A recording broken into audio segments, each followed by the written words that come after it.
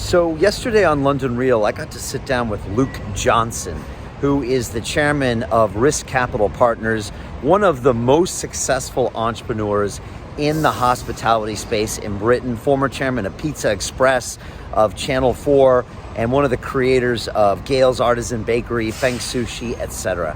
And he had a lot to say about these current lockdown measures. And one of the things he said that was so poignant to me was this. He said, the economy is us. You cannot divorce the two.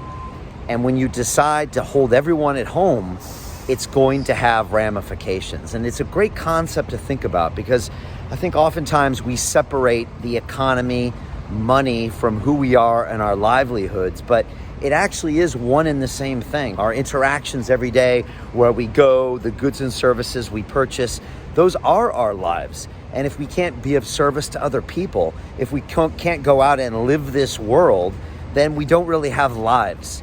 And you see this really taking a big effect on our mental health. And you can see how inextricably linked our economic health is to our mental health. And so for me, it was great to sit down with someone like Luke and talk about some of the really serious things that are affecting our sectors right now.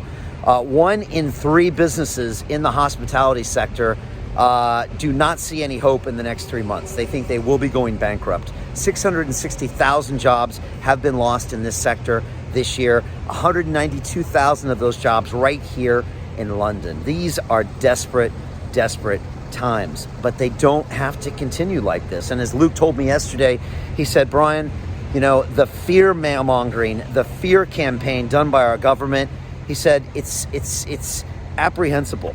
It's just a ridiculous thing that they've done because we've terrified people to not want to come back to their cities, get back to work, and get back to doing what they were doing before. And I agree with him.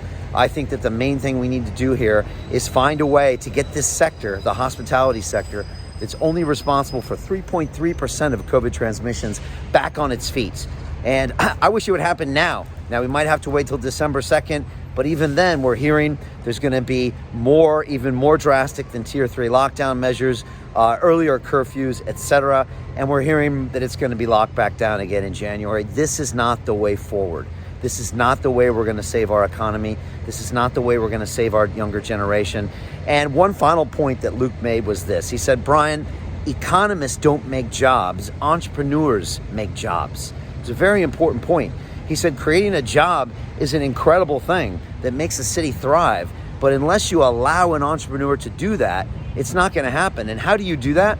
You give them stability. You give them stable taxation. You give them confidence in the future. And that's when entrepreneurs invest. They put capital on the line. They invest in black taxis. They invest in restaurants that they kit out. They invest in all of those things, and they invest in employees. And that's how we create this vibrant economy that we have here in London, or we had. So we've got to get back to these basics and really invest in London once again. And so that's why my main policy of Get London Back to Work is so crucial.